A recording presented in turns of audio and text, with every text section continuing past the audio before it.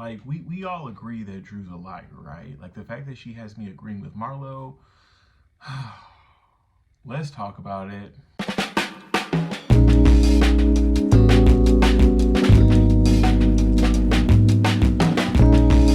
What is up, you guys? Welcome back to Leo Reviews. I'm your boy Leo, and today we are here to review the Real Housewives of Atlanta season 15. I want to say episode 13.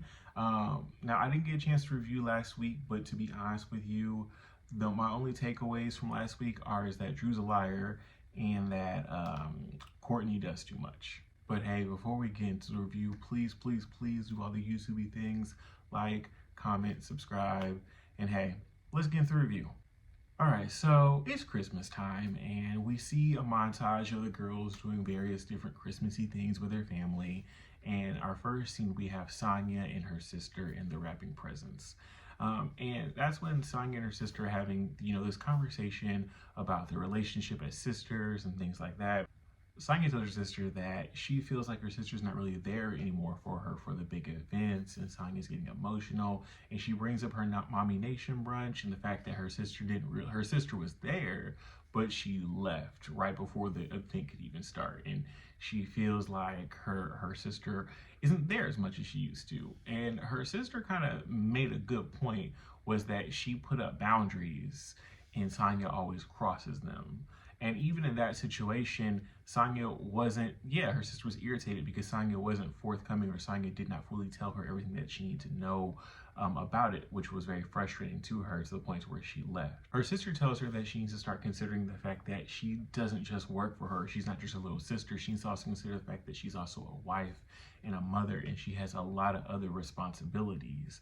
And I think that's actually a true statement. I think that Sonia does not consider the fact that her sister has a life outside of her. Like, it honestly feels like a lot of times that Sonia has like these two thoughts as her sister, right? It's like, oh, this is my little kid sister, and this is also my employee.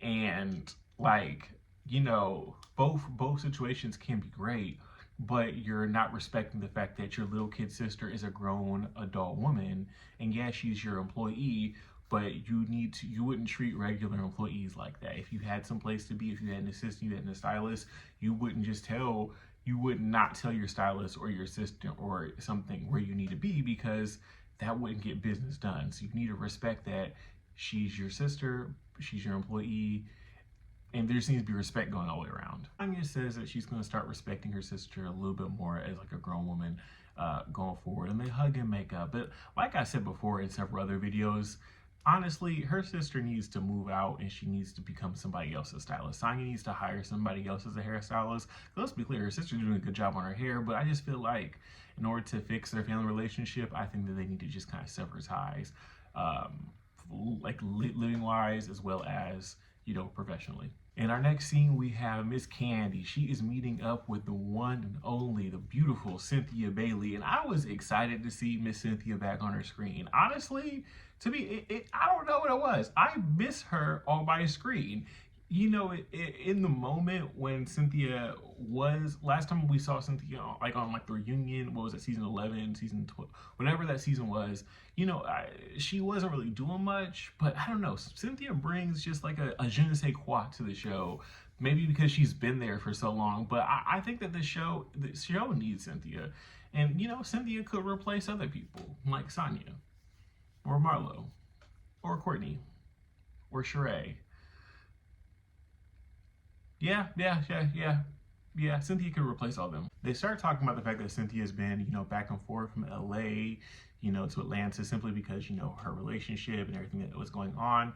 And she says that she's going to be spending more time in Atlanta now that her and Mike are going through their divorce, which is so sad, right? I really was hoping the best. I really thought this was going to be like Cynthia's happily ever after, but I guess that's not what it was. Candy is throwing a bedroom candy peach social event to celebrate the 10 years of her bedroom candy, which in all honesty is dope. I remember when she first started doing it, and like a lot of people were looking at Candy as if she was weird, as if she was doing too much. Everything was just overtly freaky and yada yada yada, but she's actually made a very lucrative business out of it, and a very long lasting one that's lasted over a decade.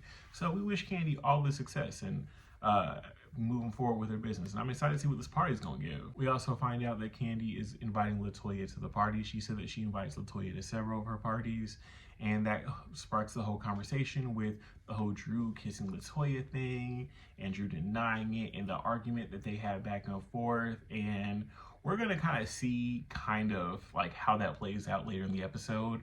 But Drew's a liar. We have this really, really cute scene with Kenya and Baby Brooklyn. I love watching Kenya and Baby Brooklyn. They are just like the cutest, like the two of them are so cute, especially like in the confessionals where they're doing that mommy-daughter match. Freaking adorable. But Kenya is babysitting, I think she said it was either her cousin or her nephew, this little baby, and it's making her realize that she wants to have a second kid. In the confessionals, the producers asked Brooklyn, would she want like a little brother, a little sister, and she said both. And it's just super duper adorable. You can see little Brooklyn's personality starting to come in. I think she's gonna be real like witty, just like her mom. I will say that Kenya, if you're gonna like have another child, right, I think that'd be a good thing for you. Like I think that'd be great. But if you're gonna do it, I would just really hope that we use a different donor. Like a different daddy. Like, I know Phaedra read you a couple years about the whole, sperm bank situation, but that would be better than Mark. Anything would be better than having a second child by Mark, because I feel like that would be double the headache, and that could drag your divorce out even longer if you get pregnant by the same man that you're trying to divorce while you're in the middle of a divorce. I don't know, I'm not a divorce attorney, but that just sounds like a terrible idea. So I hope that's not the route that she tries to go. In our next scene, we have Drew and Ralph, and they're, still faking the funk. But anyways, Drew's in her closet with her assistants. They're talking about clearing space out because she has so much stuff and doesn't have any places to put it and whatnot. I hear a lot of Drew's stuff is rented though. Like someone said that she puts like tape on her shoes. So I mean, I feel like if your stuff is rented, Drew, there's no reason to clean your closet out. Just return it. Take it back. The archive needs all its stuff back.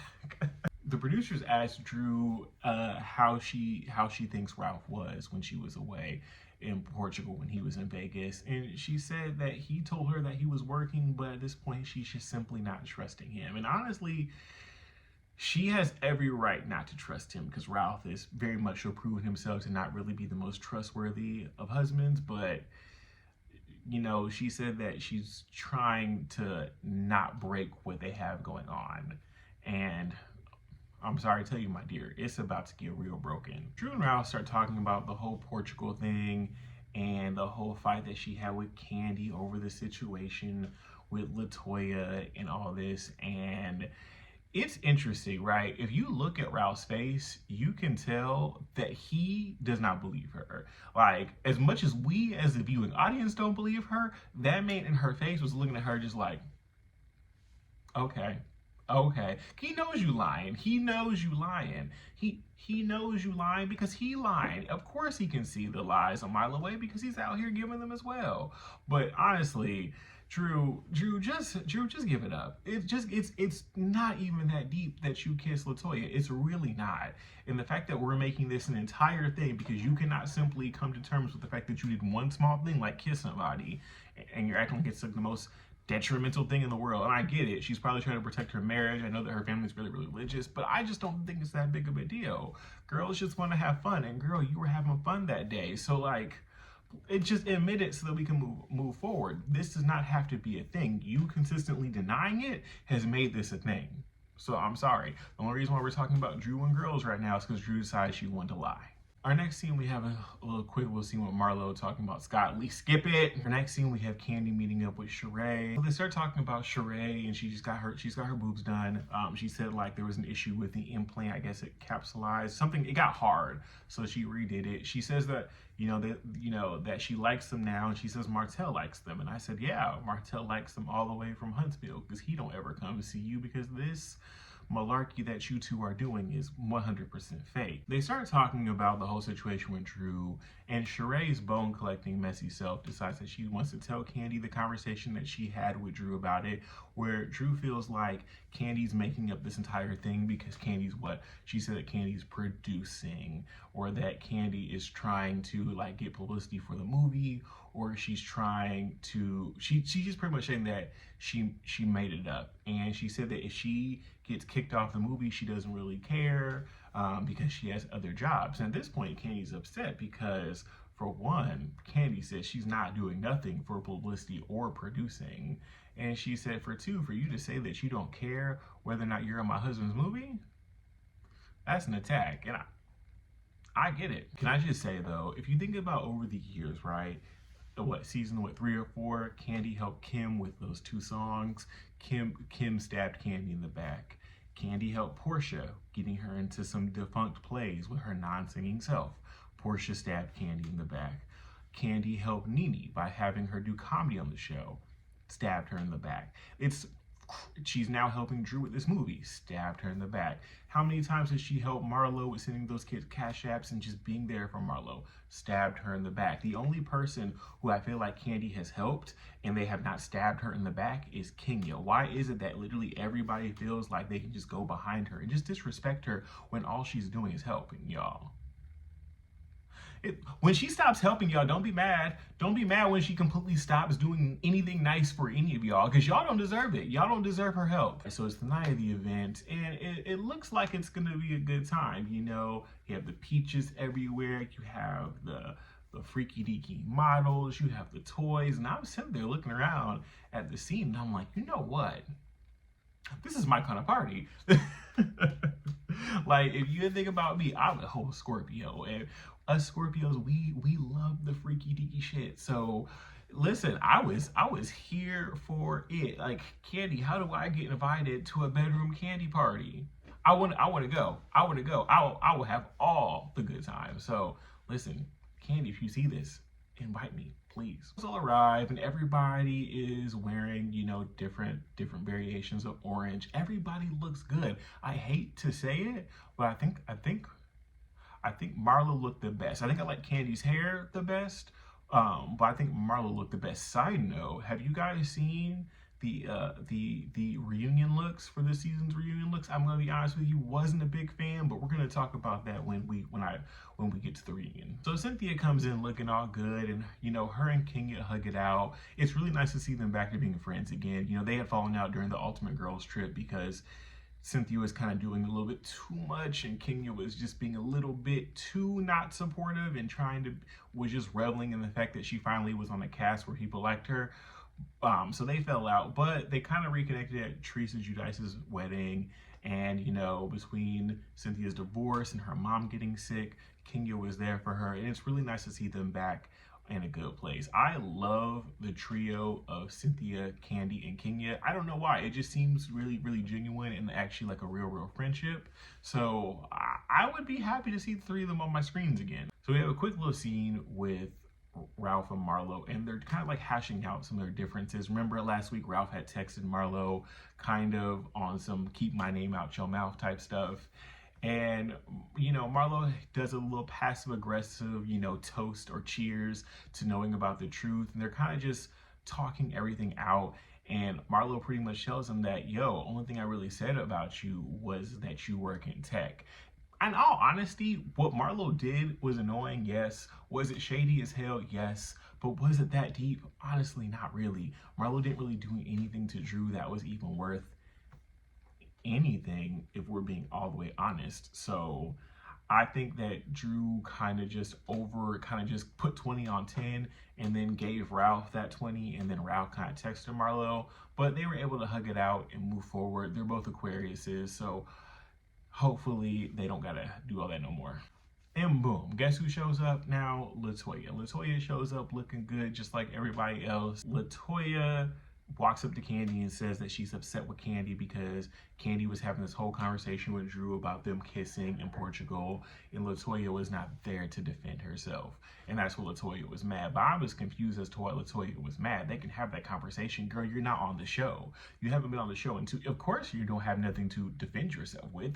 You're not supposed to be there. So yeah, you probably shouldn't have been brought up, but girl, It's not that deep. But the three of them, Drew, Candy, and Latoya, decided to take this conversation elsewhere, and they're going to go ahead and talk about it.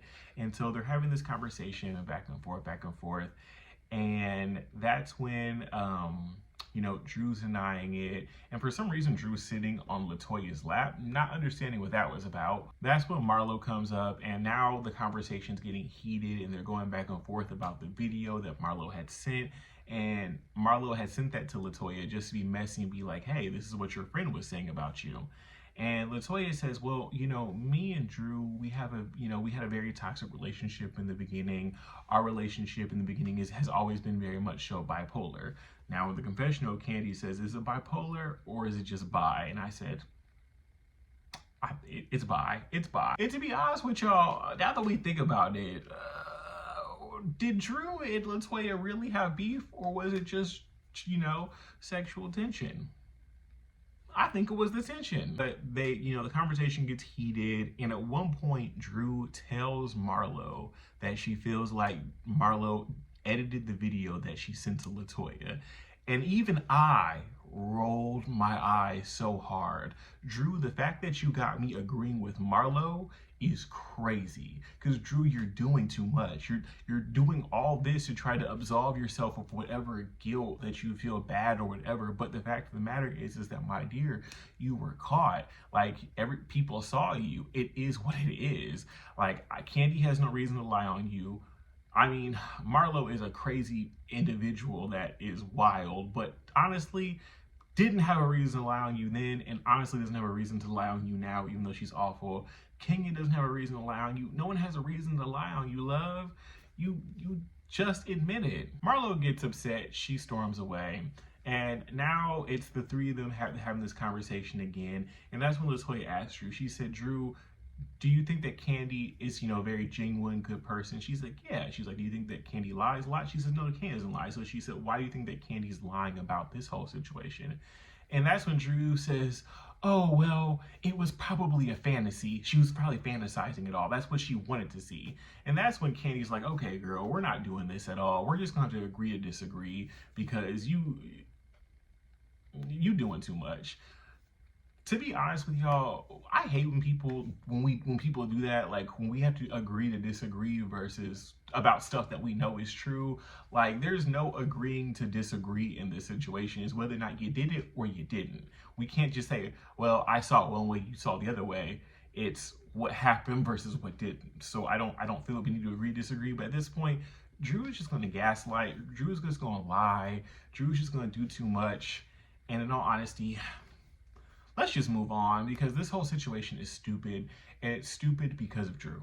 Can I just say, the way they ended that ending scene by showing those clips from the after show from 2 years ago, it's really very clear. I've noticed it a lot this season, but it's really, really clear that the producers they have it out for Candy and they have it out for Kenya, because for some reason it's like they do all they can to, and they honestly have it out for Drew too, but it's very, very clear that the producers are very much so Team Marlo, Team Sanya, and Team Sheree, which is honestly why we still have this cast, even though the majority of the viewers who watched it last season wanted a whole different shakeup. But the reason why we still have this horrendously bad cast is because the producers really like them and they don't want to get rid of them. Wait, aren't they the same producers who produced Potomac?